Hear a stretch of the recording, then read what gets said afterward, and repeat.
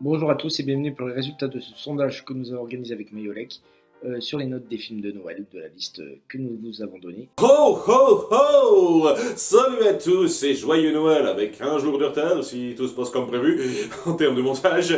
Voilà, un sondage HS qui paraissait de mise dans cette période de l'année. J'ai rien fait particulièrement en rapport avec Noël dans mes critiques parce que bon, il n'y a plus grand chose à faire à ce niveau-là, donc ouais, allons-en là. Et c'était plutôt sympathique de voir comment sont considérés certains films de Noël qui me parlent un petit peu. Je précise quand même une fois de plus, si c'était clair pour moi, que la liste n'est pas exhaustive. Il existe des tas et des tas de films de Noël et donc on n'a pas pu tous les traiter. Voilà, hein, que voulez-vous? Et donc on a fait des films qui nous parlaient un petit peu, qu'on connaissait à plus ou moins fort degré, moi et Hugo, sachant qu'il y a une partie des films, c'est lui qui les a choisis, donc j'aurais pas grand chose à en dire, parce que je les ai pas vus. Excusez-moi pour le cadre un petit peu différent que d'habitude pour le tournage de cette vidéo, puisque je suis chez mes parents pour les fêtes de Noël, donc voilà, ne vous inquiétez pas si vous voyez la cafetière derrière. Bien, je vais passer à mes notes. Avant de commencer, j'aimerais revenir rapidement sur deux films dont on a déploré l'absence dans les commentaires de la vidéo d'annonce. Alors le premier étant Klaus, qui est sorti sur Netflix il y a peu de temps et il est bien.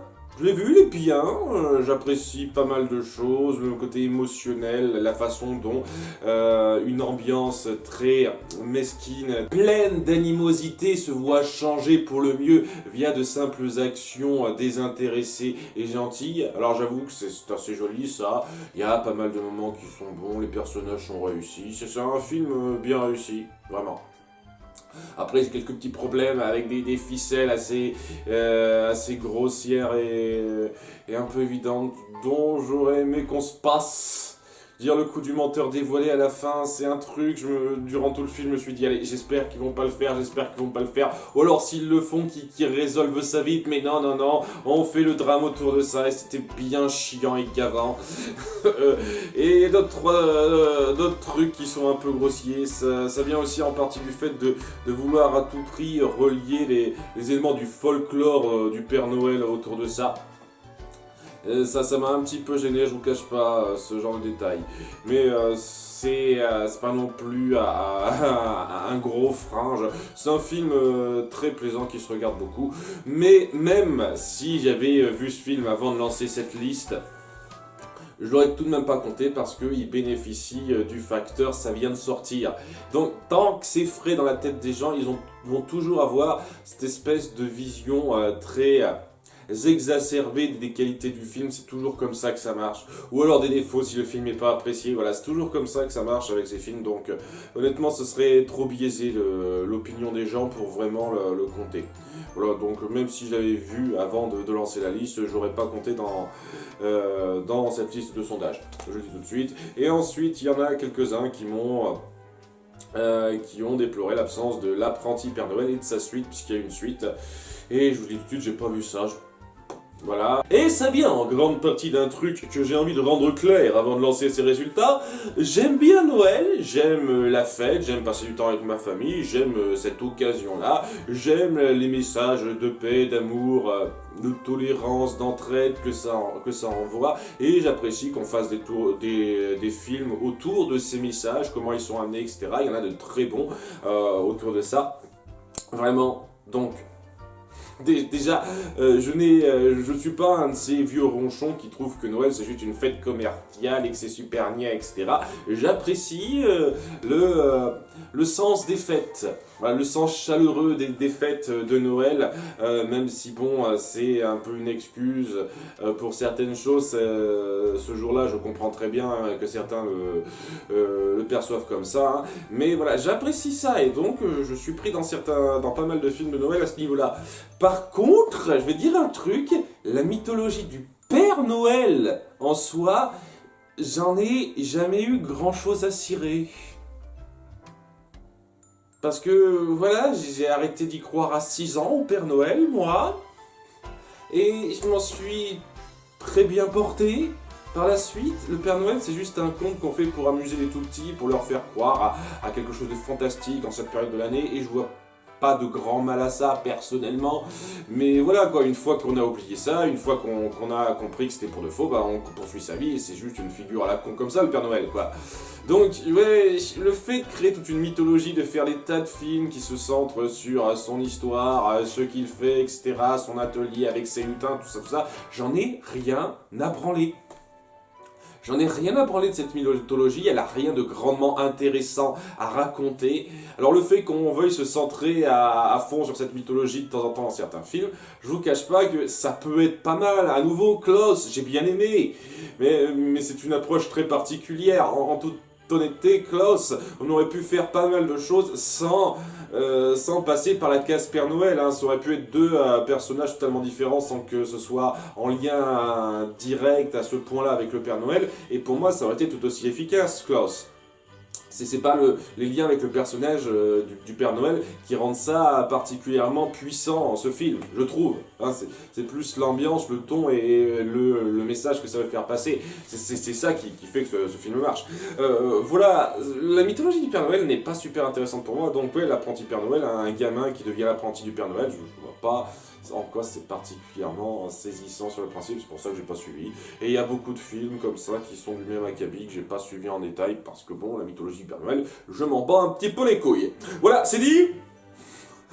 Maintenant, c'est parti pour les résultats. Vous étiez 430 à voter, même si je sens qu'il y en a beaucoup qui ont voté seulement pour un ou deux films, histoire de le dire. Mais bon, hein, c'est déjà bien d'avoir voté, ça fait plaisir. Et on commence tout de suite avec nos bons films que j'ai déjà critiqués sur cette chaîne. Mickey, il était une fois Noël et il était deux fois Noël. Alors Mickey, il était une fois Noël, j'ai mis une note de 10 sur 20, je ne l'ai plus vu passer l'âge adulte. Enfant, il me plaisait bien, mais j'ai conscience que ça serait objectivement irregardable aujourd'hui. Mickey, il était deux fois Noël, j'ai mis la note de 4 sur 20, alors ok c'est peu, mais entre la 3D vomitive, des segments tous aussi insupportables les uns que les autres et un portrait injustement négatif de Donald, ce film a l'air de me mettre de mauvais poils. Bon, je vais pas rajouter grand chose par rapport à mes critiques personnellement. Ça fait plaisir de voir que ouais, vous avez plus ou moins la même considération pour ces films que moi. Même si je trouve que vous êtes encore très généreux avec Il était deux fois Noël, mais bon. Et que, par contre, c'est un peu surprenant, il y a plus de gens qui connaissent Il était deux fois Noël que Il était une fois Noël. Waouh, vous connaissez plus le second film que le premier. Étonnant, hein. Enfin bon, 11 de différence, 11 votes de différence, mais quand même, hein, ça fait bizarre, hein, ça surprend un petit peu, hein. En tout cas, on poursuit avec la liste des adaptations d'un conte de Noël, d'un chant de Noël, pardon. Le drôle de Noël de Scrooge, j'ai mis une note de 7 sur 20. Vu qu'une fois, et c'est moche, c'est flippant, bref ça se rapproche plus d'un film d'Halloween pour enfants que d'un film de Noël, je vous le conseille pas. Le Noël de Mickey, tout comme le drôle de Noël du Scrooge, j'ai pas m'étendre beaucoup dessus parce que là aussi je me suis penché en détail sur ces deux films-là dans mes critiques, le premier dans mon top 10 des meilleurs courts-métrages Disney, sachant que ouais, dans l'absolu, je vous cache pas que j'hésitais un petit peu à compter le Noël de Mickey, puisque c'est juste un court-métrage qui fait un petit peu moins d'une demi-heure, mais je sens que si j'avais pas compté, les gens auraient rigolé, donc voilà, je le compte dans les films. Voilà, ça vous fait plaisir, j'espère. Je pense qu'il y a quand même beaucoup de force là-dedans pour arriver à raconter tout ça en quelque chose comme 27-28 minutes. C'est ce qui est très efficace, c'est bien rendu et ça se met à peu près au même niveau que pas mal de longs métrages qui durent 1h30, donc je trouve quand même que c'est très fortiche et pour ça quand même que ça mérite un petit peu d'être là, mais ouais, c'est vrai que c'est quand même une catégorie un peu différente les courts métrages par rapport aux longs métrages, je trouve. Enfin bon. Après, nous avons Noël chez les Muppets. Ça, j'aime beaucoup Noël chez les Muppets. J'ai pas suivi beaucoup de films Muppets, j'en ai suivi 2. Donc faut pas me demander grand chose autour des Muppets, hein, j'ai jamais suivi ça en détail, mais c'est vraiment ce film que j'ai suivi et j'en garde un bon souvenir. Je pense que c'est le film que j'ai le plus en base pour Vous savez, la représentation d'Ebenezer Scrooge dans ce vieux rabougri et comment il va tomber sur ces différentes situations de passage dans le passé, présent, futur pour Noël. C'est le film de base que j'ai en tête parce que c'est le premier que j'ai vu et je trouve qu'il tient encore bien la route aujourd'hui. Il est sympa. Les chansons sont cool et l'acteur choisi pour faire Ebenezer Scrooge est très sympa. Après, nous avons Fantôme en fait, donc une adaptation plus contemporaine, plus moderne de l'histoire avec Bill Murray. Et ouais, ça casse pas des briques, je trouve. Mais ça reste, à mon sens, sympathique à voir. Parce que Bill Murray dégage une franche sympathie, je trouve.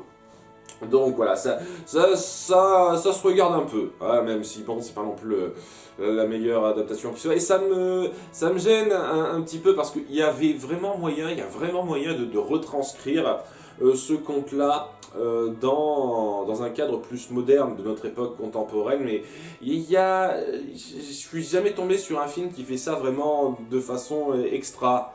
Hein, j'aurais pu parler dans cette liste, je l'ai pas compté parce que bon, c'était peut-être un petit peu trop gamin. Du Noël de Barbie, je sais plus exactement, un Noël enchanté ou un truc comme ça, qui a adapté également le conte. Et ouais, c'est pas extraordinaire. Hein. Il y a des choses qui étaient intéressantes. Au début, c'est pas si mal foutu que ça, mais faut qu'on force du gag pourri autour du chat et le final est trop con, trop mal amené. Ça donne l'impression que notre Ebenezer Scrooge qui a été changé ici doit apprendre sa leçon, pas parce que elle fait un travail de réflexion sur elle-même, mais parce qu'on lui montre que directement, si elle poursuit comme ça va être la merde. Mais pas juste elle va mourir sans savoir exactement ce qui lui est arrivé, elle saura que ce sera la merde si elle se comporte comme une garce jusqu'à la fin. Donc ouais, elle sera obligée de changer par rapport à ça, hein. Même si elle changeait pas sincèrement, elle pourrait prendre d'autres décisions pour changer, c'est vous dire quoi. C'est pas... Ça aurait pu être beaucoup mieux mis en scène, je trouve. Hein, il y a des choses qui sont pas trop mal là-dedans, mais... c'est quand même un film très médiocre. Hein. Je tiens à en parler parce que là j'ai vu ça, je voulais pas compter parce qu'il faut pas exagérer quoi. Bon, alors les adaptations d'un chant de Noël, il y en a encore à l'appel, j'en ai vu pas mal d'autres, mais comme je l'ai dit, pour moi c'est pareil que Noël chez le Muppets, à peu de choses près, mais en plus ou moins sombre, avec plus ou moins des moments qui sont appuyés ou pas. J'ai compté le drôle de Noël de Scrooge parce que je l'ai traité en Disney film, mais vraiment, honnêtement, c'est pas non plus un film qui m'a excessivement marqué, quoi. Une fois qu'on a vu la base d'un de ces films-là et qu'on en voit d'autres qui suivent exactement le même schéma, la même époque, etc., ben... c'est pas... Je trouve pas que ce soit si exceptionnel que ça d'en voir des tas et des tas d'autres versions. C'est un peu dommage. C'est pour ça que, ouais, Fantôme, en fait, même si c'est pas... c'est loin d'être parfait, même s'il y a beaucoup de choses à redire, ça me fait plaisir quand même d'avoir une approche qui essaye de faire quelque chose de plus moderne autour de ça, même si ça aurait pu être mieux fait à nouveau. Alors ensuite, nous avons donc le classique étrange Noël de Monsieur Jack. J'ai mis une note de 11 sur 20. Je n'aime pas non plus ce film, je sais, je commence à être assez ronchant depuis le début, mais je reconnais qu'il est une performance artistique.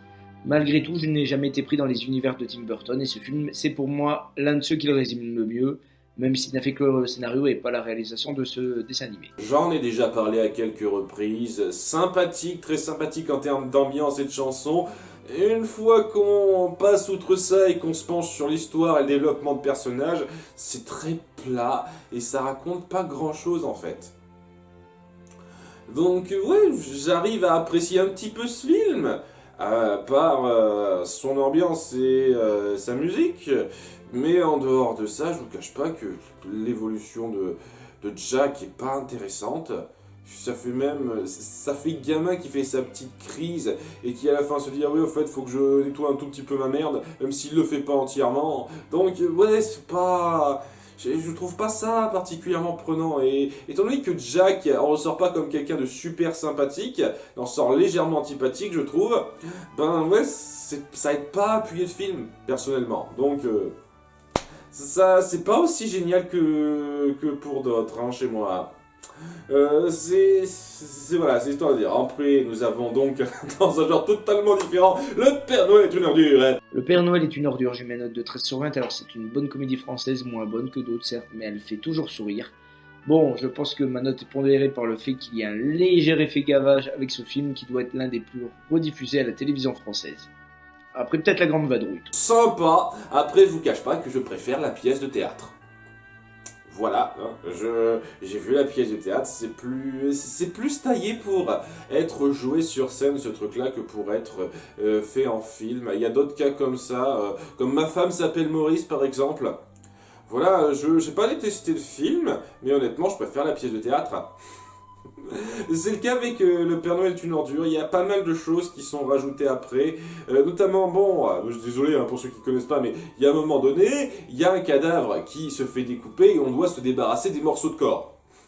Alors, dans la pièce de théâtre, tout se fait hors champ, donc on voit juste des giclées de sang qui sont faites, bien entendu, d'autres choses, de ketchup j'imagine, voilà, pour laisser supposer ce qui se passe.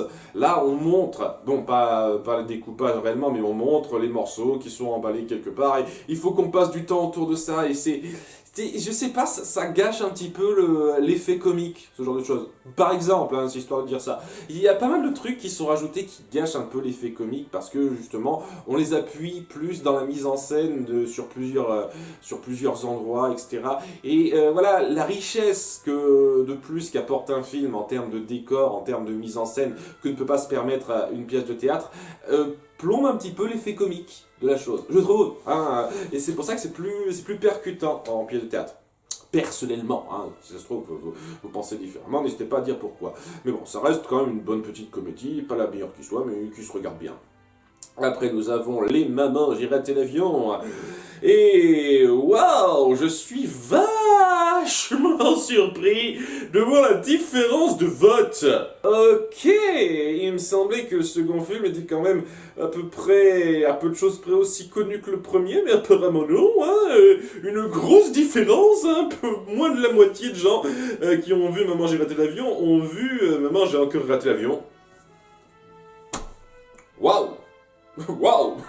Et donc, c'est surprenant, hein, je m'attendais pas à ça, honnêtement, hein, parce que ça va souvent de pair ce truc-là.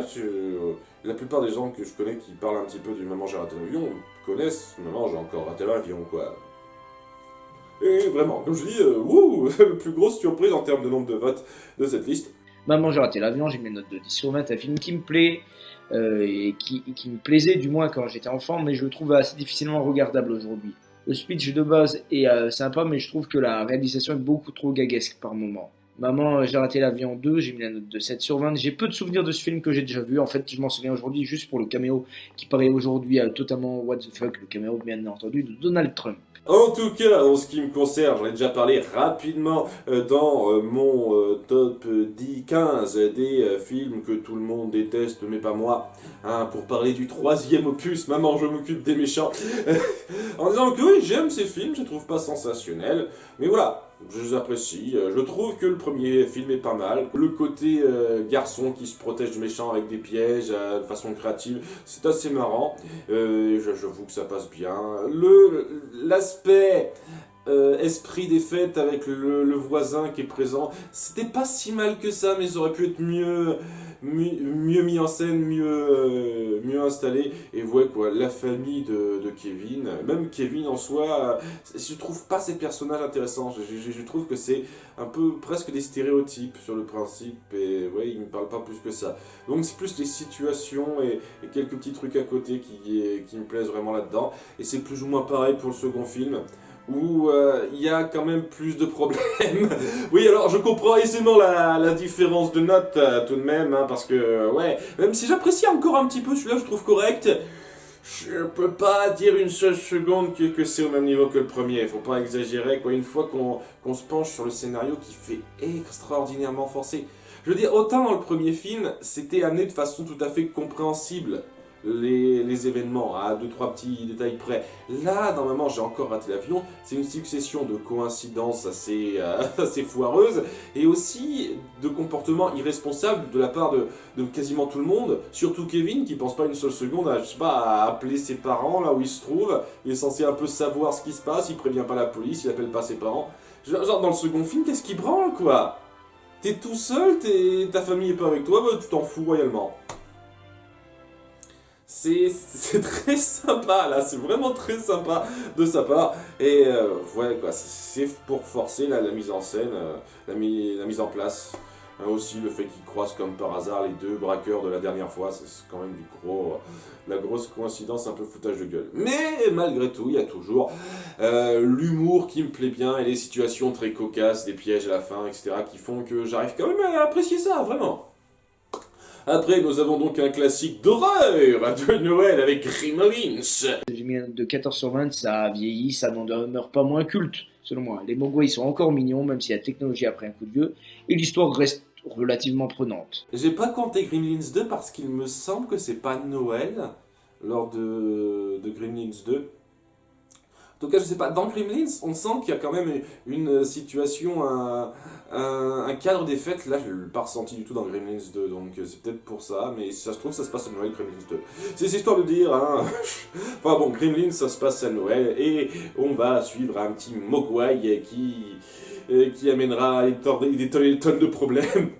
Je veux dire, dès lors qu'on y réfléchit, on se dit waouh, si ce genre de créature ça peut amener à autant de merde, pourquoi même en garder?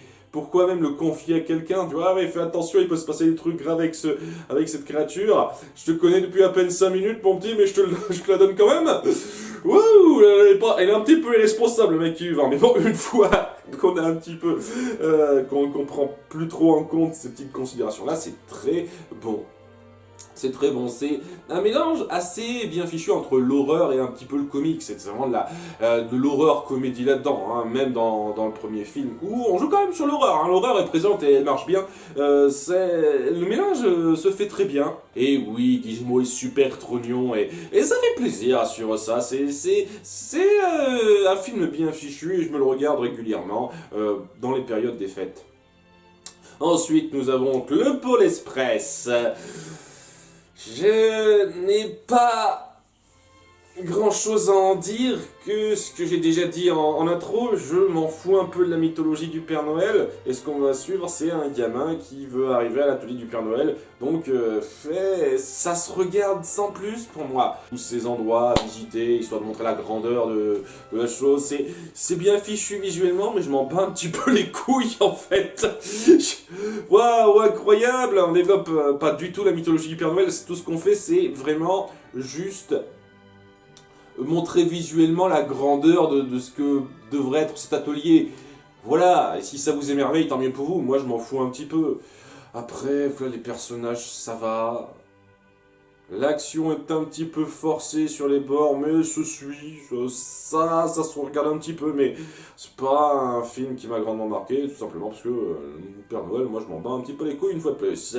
Après, nous avons Joyeux Noël, qui a quasiment aucun vote, l'un des moins votés, et qui a pas une note géniale en plus. Mais bon, j'ai le sentiment quand même que dès lors qu'on est dans un faible nombre de votes, va y avoir, je pense, quelques votes, quelques gens qui auront voté pour tous les films sans les connaître tous et qui auront mis automatiquement 0 aux films qu'ils connaissent pas, ce qui est stupide, je trouve vraiment, hein, c'est une démarche complètement stupide, vous connaissez pas le film, vous le notez pas, voilà.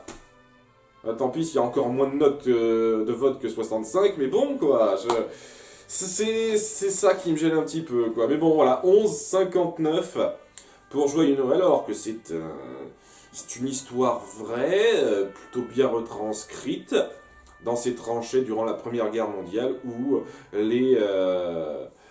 les camps en guerre ont décidé de faire la trêve pour Noël parce que ça représente un jour particulier, quoi. Ces jours, on n'a pas du tout envie de se battre. Donc c'est quelque chose de fort, de montrer via un événement qui s'est réellement déroulé dans l'histoire avec un grand H, ce qu'évoque cette fête. À tel point que même durant une guerre mondiale, les soldats en avaient marre et se sont dit « Merde, on veut pas se battre ». en arrivant à ce point, à faire une trêve, ce jour spécial. Super joli à regarder. Et waouh, seulement 59, seulement 65 votes. Ça fait de la peine. Je vous jure, ça fait de la peine de voir ça. Enfin bon, je vais pas m'étendre plus que ça, puisqu'apparemment vous en fichez un petit peu de ce film. Ensuite, nous avons La course aux jouets. Alors, ouais, c'est un film, je m'attendais à ce qu'il ait un tout petit peu plus de votes, puisque c'est quand même quelque chose de très marquant des années 90. Et pour moi, c'est un gros délire qui a conscience que ça raconte n'importe quoi. On a un père qui veut acheter un jouet pour la veille de Noël au dernier moment à son fils parce qu'il l'a oublié, et donc ça va être la folie pour trouver le jouet en question, avec des tonnes de péripéties complètement ridicules et absurdes et complètement exagérées au fur et à mesure. C'est un film qui a pleinement conscience et qui part d'une prémisse stupide et incroyablement exagérée, et il s'en moque, il joue totalement avec. Ce qui le rend honnêtement assez fun à expérimenter, en dépit du fait que ouais, ça reste très con en termes d'histoire, le développement des personnages est complètement ridicule, et ouais, je comprends aisément que des gens n'aiment pas, vraiment, aisément. Mais voilà, je suis pris dans le délire. C'est un peu comme Sharknado en fait. Si vous connaissez Sharknado, voilà, c'est un gros délire, ils savent pertinemment, les gens qui ont fait ce film, que c'est complètement stupide, mais il s'en moque, il s'amuse avec de façon exagérée, de façon à ce qu'on ressent ça en tant que spectateur, on s'amuse un petit peu avec eux du ridicule de la chose. C'est pareil avec La course aux jouets, c'est ça qui fait que j'apprécie un peu ce film. Voilà, je trouve ce film fun, même si je le trouve pas génial, clairement pas génial, mais je le trouve un peu fun quand même. Après, nous avons Tokyo Godfathers, et là aussi vous n'êtes pas nombreux à avoir voté. Je reviendrai un petit peu là-dessus parce que apparemment vous n'êtes pas nombreux à avoir noté, mais vous n'avez pas non plus noté extraordinairement ce film. J'imagine une fois de plus que comme pour Joyeux Noël, ça a été plombé par les quelques votes qui ont mis 0 sur 20 parce qu'ils connaissaient pas le film, bêtement. Voilà, c'est vachement étonnant. Je me suis déjà tendu un petit peu sur le film dans mon top 15 des films animés non Disney, donc je vais pas en rajouter, mais voilà, enfin, ça fait un peu de la peine de voir un film aussi bien fichu, aussi fort, être aussi peu considéré. Voilà, peu de personnes connaissent et c'est pas une note faramineuse. Family Man, vous connaissiez pas non plus. Alors un film qui m'a marqué personnellement, en grande partie grâce à Nicolas Cage. Il marque ce type, hein, c'est sûr. Et ouais, ça raconte la vie d'un mec qui a décidé de suivre sa carrière plutôt que son cœur, et qui a donc eu une grande carrière, mais tout d'un coup il se retrouve dans une vie parallèle où il aurait choisi son cœur, etc. Et donc au fur et à mesure, il finira par se rendre compte de l'importance des choses, etc. C'est classique, basique, ça fait comprendre, ça apprend la leçon de ce qui est le plus important, la richesse, qu'est-ce qu'est la vraie richesse, ce genre de choses. C'est cool, on peut faire ça mieux, comme on verra avec un certain film plus tard, mais ça m'étonne beaucoup que ce soit ce film-là que vous considériez comme le plus mauvais de la liste. Je trouve que ça se regarde, ça n'a rien de sensationnel, mais ça se regarde, et puis Nicolas Cage porte le film à sa façon, comme d'habitude, donc ouais, la fin est un peu grossière. Je reconnais que la fin, la résolution finale, elle est un petit peu grossière, mais malgré tout, c'est pas non plus aussi mauvais que cette note le laisse paraître, je trouve. On va passer au Grinch, donc version 2000, et le remake très récent.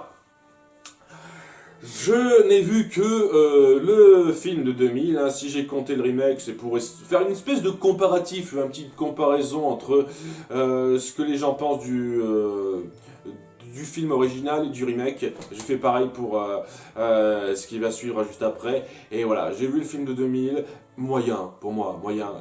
J'apprécie Jim Carrey qui cabotine, et s'il n'avait pas été là, j'aurais trouvé le film sans intérêt et plat. Vraiment.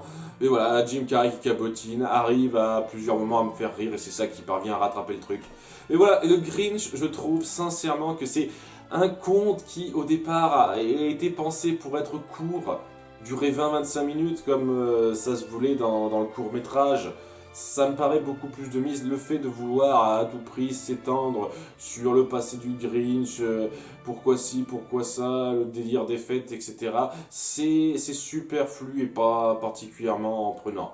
Et du peu que j'ai vu du Grinch 2018, ça a l'air totalement aseptisé ce film et sans intérêt. Mais bon, c'est un film Illumination, donc moi je regarde plus les films Illumination. Hein. Sérieusement, je conchis ce studio d'animation. Hein.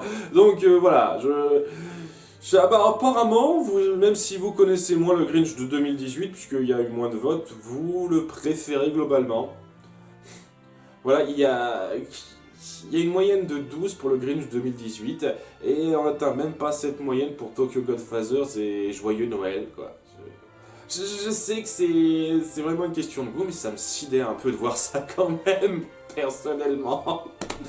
Après, nous avons le film Miracle sur la 34e rue. Alors, c'est des films que je suis un peu forcé à compter parce que je vous cache pas que j'ai juste vu rapidement le remake de 1994 et j'en ai pas gardé un souvenir très ancré.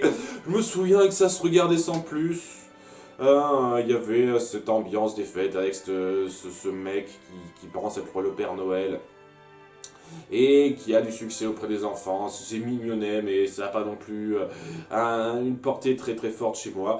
Et apparemment, c'est pas le moins voté, donc vous avez suivi les films miracles sur la 34e rue, un petit peu, pas énormément, il y a des trucs qui ont été plus votés que ça, mais ouais, malgré tout, c'est pas des films que vous avez trouvé géniaux, hein. C'est une note très basse, hein. Apparemment, la version originale, vous l'avez pas aimée, hein. Moi je l'ai pas vu donc j'en sais rien, mais ouais, vous l'avez pas aimé cette version originale. Hein, tout ce que je me souviens, c'est que le film des années 90, c'était moyen. Là, il n'y avait rien de mauvais, mais une fois de plus, hein, le Père Noël, moi je m'en fous un petit peu du personnage en soi. Après, nous avons Mission Noël. C'est pas trop mal pour moi. Ça n'a rien de transcendant, c'est pas ultra mémorable, mais voilà, la façon dont est abordé le concept du Père Noël qui doit gérer ça, un peu comme une entreprise, mais il y a cette façon de gérer ça, d'aborder ça différente selon les membres de la famille. C'est relativement bien pensé, ça change un petit peu d'habitude, je reconnais. C'est un peu comme le film Klaus, quoi. Cette approche du mythe du Père Noël change d'habitude, c'est ça qui rend le film relativement frais. Là aussi, c'était relativement frais sur le principe. Après, on a affaire à des personnages qui sont sympas sans plus, voilà. Et un concept qui, enfin, une fois qu'on est sorti du cadre, une histoire qui se suit sans avoir grand chose pour valoir quoi que ce soit de probant en ce qui me concerne. Mais voilà, ça se suit, c'est pas mal. Il n'y a aucun moment, il n'y a aucun passage que j'ai trouvé affreux ou ultra forcé personnellement. Donc ça allait.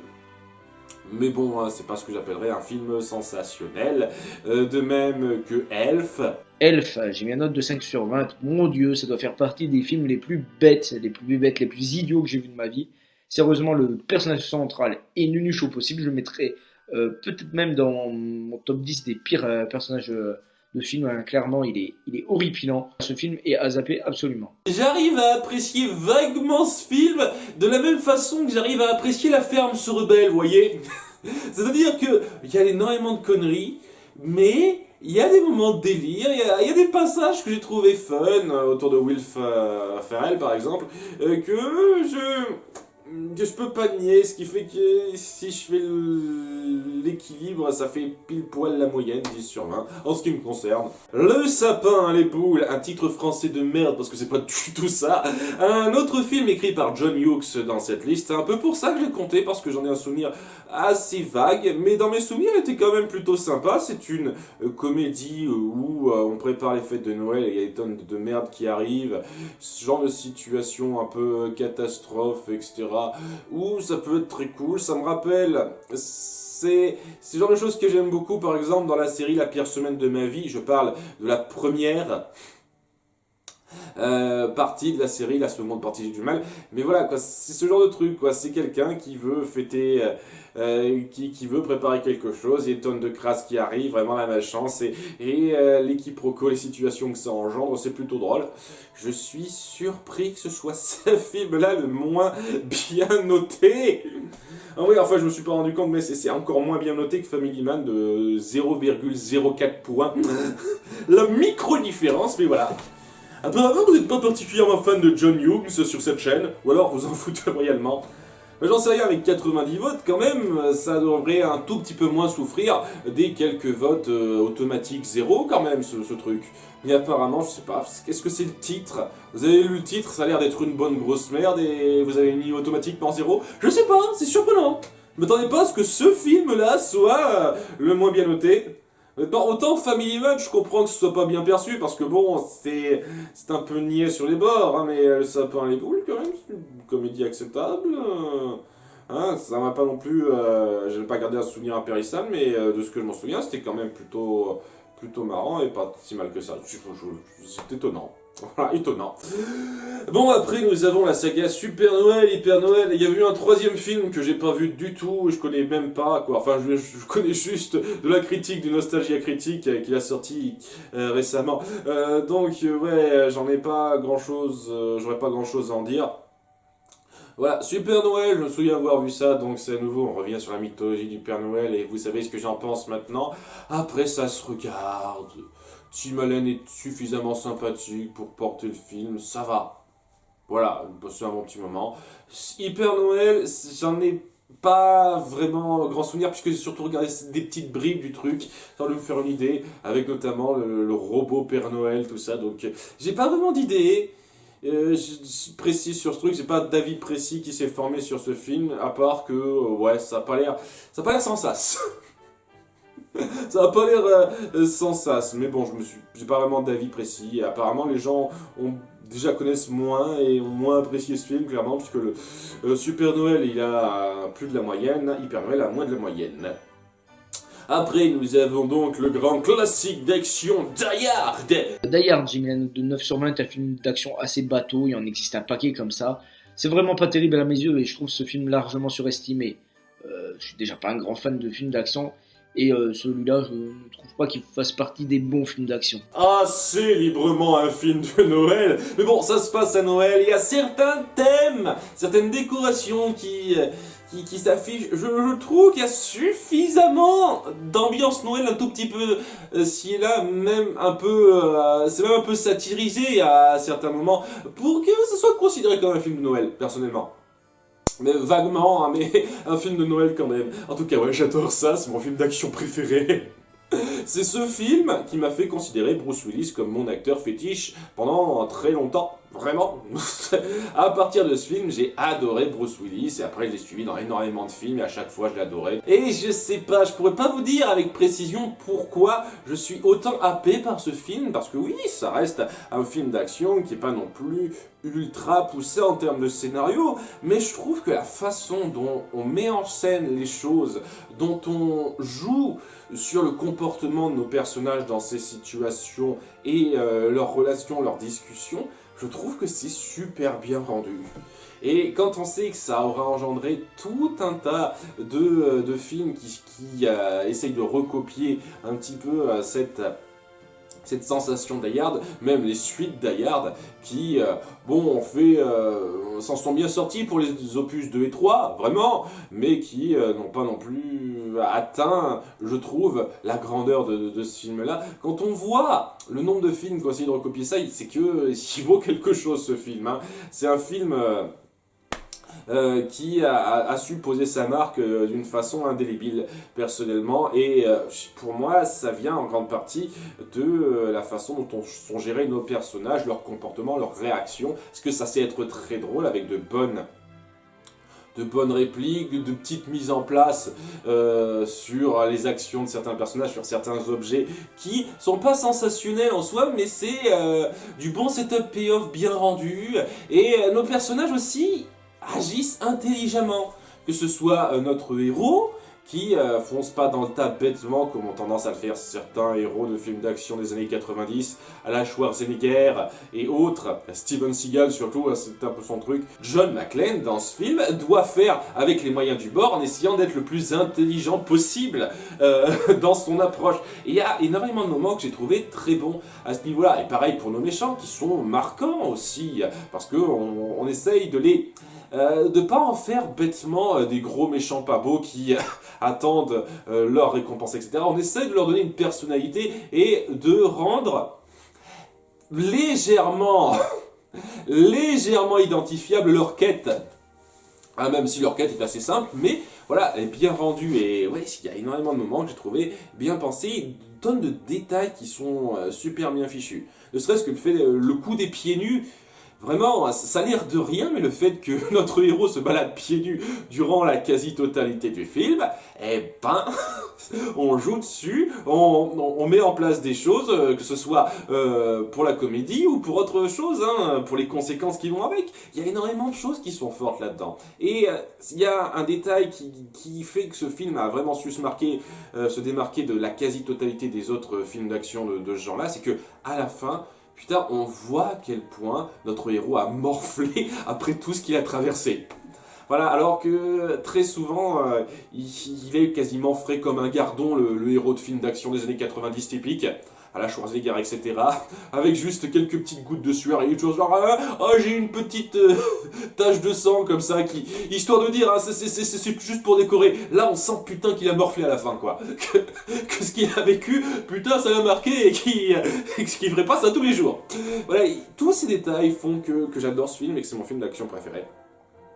Et je me suis étendu suffisamment longtemps, on passe à la suite avec La vie est belle. Alors là aussi, je vais passer du temps là-dessus, parce que c'est un film dont j'ai gardé un très bon souvenir. Je me suis revu récemment pour me faire une idée, et je maintiens que c'est un film bien réussi. Pour moi, c'est une histoire qui aurait vraiment mérité à avoir plus de remise à neuf, remise au goût du jour, de réinterprétation, comme il y a eu droit un chant de Noël, parce que c'est très bien ancré dans son époque, ça se regarde encore maintenant, hein, c'est très bon, mais il y avait vraiment moyen d'aborder ce thème-là en se centrant sur certains éléments qui sont moins développés dans ce film, et je sais pas, en remettant ça dans un contexte un peu plus contemporain, ça pouvait très bien se transposer à notre époque actuelle, ça, et je connais pas vraiment beaucoup de films qui font ça.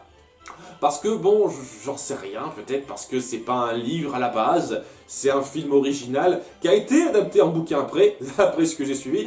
Et donc ouais, peut-être que ça refroidit un peu plus les créateurs pour faire cette nouvelle version, j'en sais rien. Mais bon, quoi, à part quelques satires et reprises un peu du genre dans pas mal de séries et d'émissions. Genre, je me souviens qu'ils ont fait ça dans Le Prince de Bel-Air. Il y avait un moment donné où je sais plus quel personnage voyait ce qui se passait s'il n'avait jamais existé. Dans Code Lisa, ils ont fait ça aussi. Voilà, c'est ce genre de choses où on découvre un petit peu ce que serait sa vie si on n'avait pas existé. Voilà, c'est histoire de nous redonner confiance au sens qu'a notre vie, ce qu'on a apporté dans la vie des autres grâce à ça. Alors, c'est très bon, mais le truc c'est que le film La vie est belle repose assez peu là-dessus. Cette espèce de moment qui correspond donc à ce que la plupart des gens connaissent du film, c'est-à-dire, il y a un ange qui arrive, qui s'appelle Clarence, qui veut redonner goût à la vie à notre héros en lui montrant ce que serait la vie s'il n'avait jamais existé, et ben ça représente 20-25 minutes de film, dans un film de 2h10. Ce film, c'est plus un truc à la Citizen Kane, entre guillemets, où on découvre au fur et à mesure la vie de notre héros, joué par James Stewart. J'ai toujours adoré cet acteur, quoi. Si vous voulez, un acteur de la très vieille école qui mon préféré, c'est James Stewart. Je l'ai adoré dans Fenêtre sur cour, par exemple. En tout cas... ouais, il y a 1h30, 1h40 de film qui sont totalement centrés sur sa vie, comment il a grandi, comment il a vécu ses rêves, comment il a dû abandonner un petit peu ses rêves de grandeur pour aider les gens parce que c'est quelqu'un de très altruiste. C'est un peu un Ebenezer Scrooge inversé, ce type. C'est-à-dire que c'est quelqu'un qui se sacrifie pour les autres et ça le rend un peu maussade parce que à cause de ça, il est obligé de dire un petit peu au revoir à ses rêves. Et donc, c'est très différent. Comme je dis, c'est Ebenezer Scrooge inversé. C'est-à-dire c'est quelqu'un de tellement gentil qui en perd un petit peu sa notion de bonheur personnel. Il a besoin qu'on lui fasse savoir que le bonheur qu'il a amené, ça peut lui apporter le bonheur. C'est l'inverse total d'Ebenezer Scrooge et c'est très intéressant. Et le truc par rapport à ça, c'est que c'est plus une saga de vie qu'on voit autour du personnage central qu'une histoire un peu fantastique ou qui va se centrer réellement sur ce qui serait passé s'il n'avait jamais existé. Et ouais, je vais dire ça de façon assez franche. Limite, on aurait pu totalement se passer du coup ah, tu vas découvrir ta vie si t'avais jamais existé, hein, je vous jure. Limite, on aurait pu changer un tout petit peu quelques éléments pour amener à la fin très pleine d'espoir autour des fêtes de Noël, parce que c'est un film de Noël une fois de plus, un petit peu par rapport à ça, où il se rend compte de la vraie richesse qu'il a, c'est sans passer par ce délire avec l'ange Clarence et tout, que ça aurait été pareil, quoi.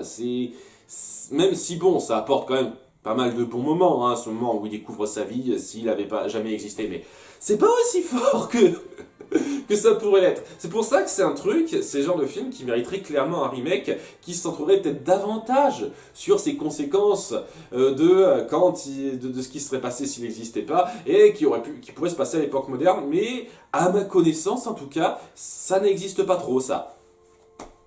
C'est dommage. Mais bon, le film en soi est bon, sincèrement, je vous le recommande, même si c'est un peu un produit de son époque, hein, il commence à dater.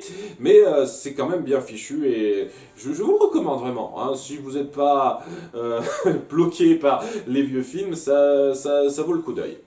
Après donc, il nous reste 5 films, et ces 5 films qui ont été rajoutés par Hugo, donc la plupart je ne les connais pas. Casper, le nouveau défi, pas vu ce film.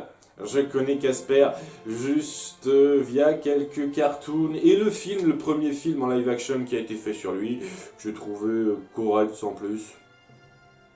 Donc voilà, j'ai pas non plus une grande attache au personnage de Casper, à son lore, etc. Donc en tout cas, je préfère à Winnie l'ourson, mais voilà, j'ai pas beaucoup d'attache. Après, nous avons les 5 légendes. Les 5 légendes, j'ai mis une note de 12 sur 20. Alors, c'est un beau film d'animation bien réalisé. L'histoire est belle, vraiment, mais je trouve que la mayonnaise ne prend pas totalement. J'aurais du mal à expliquer. Mais j'ai un peu le même ressentiment par rapport à ce film que celui qu'a Mayo par rapport à Nemo. Ah! Allez, si je me faisais détester un petit peu! C'est le genre de film dont j'entends parler à quelques reprises en disant « Ouais, il est trop génial! Ce serait cool que t'en parles! » Et tout. Et moi, à chaque fois, je laisse un peu passer ça parce que j'ai pas particulièrement envie d'en parler de ce truc-là. Parce que je trouve qu'il est pas mal sans plus. Voilà. Bon, déjà, je vous cache pas que on a un peu forcé le trait pour le fourrer celui-là, puisque oui il y a le Père Noël, mais ça se sent pas tant que ça sur Noël, quoi. Ça se sent sur Jack Frost, et la fête en question sur laquelle on se centre, c'est Pâques, c'est pas Noël. Mais bon, étant donné que le Père Noël est un personnage, donc Et ouais, quoi, c'est vaguement en lien avec Noël, comme ça en lien avec énormément de fêtes à la con, puisqu'on rassemble les mascottes entre elles. Donc voilà ce qui me plaît dans ce film, hein, parce que voilà, je trouve qu'il est pas mal une fois de plus, et le concept est cool. Et il y a beaucoup de moments d'action très fortes autour de ça et très prenantes. C'est lors qu'on sort, je pense, du concept de réunir les figures des fêtes et de leur faire des trucs d'action contre un méchant pas beau là, qui j'avoue est assez fondard sur le principe. Et si on rend ça bien visuellement, parce que voilà, visuellement c'est quand même bien rendu, et une fois qu'on sort de ça, l'histoire est quand même super plate, je trouve. Il n'y a rien de particulièrement poussé, il n'y a rien de particulièrement profond. On essaye de faire passer des messages profonds, mais honnêtement, je trouve ça ultra niais. Et il y a énormément de logique, de cohérence qui vont pas. Seulement dès lors qu'on s'y penche pour moi. Surtout à la fin, quoi. Le délire à la fin où tout le monde vire à 180 degrés après un seul coup. Mais genre, la façon dont on met en place comment marche le système de croyance au fait, etc. Et la façon dont ça vire à 180 degrés à la fin, c'est n'importe quoi pour moi. Hein. C'est ultra forcé en ce qui me concerne. Donc ouais, je suis pas pris dans l'histoire. Les personnages ce sont surtout des gimmicks pas mauvais, hein, je les trouve relativement sympathiques, mais qui s'avalent pas super haut non plus. Frost aussi, hein, Jacques Frost, je viens de trouver qu'il vaille grand chose. Hein, c'est l'ado typique qui a pas énormément de choses pour lui, personnellement. Enfin, il se regarde, quoi, il est plutôt sympathique, mais à part sa belle gueule, j'ai du mal à voir ce qu'on peut trouver de si extraordinaire chez lui. Enfin bon, voilà, quoi, tout ça pour dire que c'est un film qui se regarde, j'ai pas pris de déplaisir à voir, mais s'il faut rechercher de la profondeur du scénario bien écrit, je trouve vraiment que c'est loin d'être l'un des meilleurs DreamWorks qui soit. Et quand je vois la note, et que apparemment, si on suit votre logique, quand on voit les notes Pixar, vous trouvez que ce film est meilleur que tous les Pixar à part deux. Genre, il n'y a que Toy Story 3 et Wall-E qui sont meilleurs que ce film pour vous. Ça fait bizarre, ça fait un petit peu bizarre hein, quand on compare les notes quand même. Hein. Un peu exagéré quoi. La plus grande note pour vous, l'un des plus grands nombres de votes, quoi. Le deuxième ou troisième film le plus voté de la liste. Voilà, tout ce que j'ai à dire, c'est que j'en pense pas grand-chose. La cour de récré des vacances de Noël, j'ai mis une note de 7 sur 20. J'aimais bien la série, mais ce film brise quelque peu la magie de Noël dans le troisième segment, et ça me déçoit pas mal. Je vais pas vous raconter ce qui se passe, je vous laisse regarder si ça vous intéresse, et puis si ça vous intéresse pas, je vous raconterai dans les commentaires pour ceux qui ne l'ont pas vu. Là, par contre, n'en déplaise à Hugo, j'aurais jamais dû compter ce film, parce que c'en est déjà techniquement pas trop, hein. C'est une de ces énièmes compiles d'épisodes de séries qu'on fout ensemble sous un même thème. Apparemment, la cour de récré a su faire 3 épisodes autour de Noël. J'en sais rien, j'ai pas vu ce film, j'ai pas de note à lui donner. Donc, ouais, j'ai pas compté les films de Winnie l'ourson, les films entre guillemets qui étaient fichus comme ça. J'aurais pas envie de compter ce genre de film comme ça, même dans les films de Noël, quoi. Donc voilà, le moins noté. Note moyenne de 10. Mais bon, j'imagine que si vous n'avez pas suivi la série, ça doit être inédit pour vous, hein, sans doute. Enfin bon, j'ai rien à en dire. Je m'en tape complètement de ce truc-là et j'en ferai clairement pas la critique. Si jamais c'est pas encore sûr à 100%, je me jette dans la critique de la cour de récré et le film Vive les vacances qui en est tiré. Je ferai clairement pas ça ensuite parce que c'est pas un film, c'est juste 3 épisodes qu'on a collés ensemble, quoi. Love Actually, j'ai mis une note de 16 sur 20. J'ai un faible pour les films d'amour. Et je trouve que celui-ci est vraiment original dans sa formule et il me séduit beaucoup.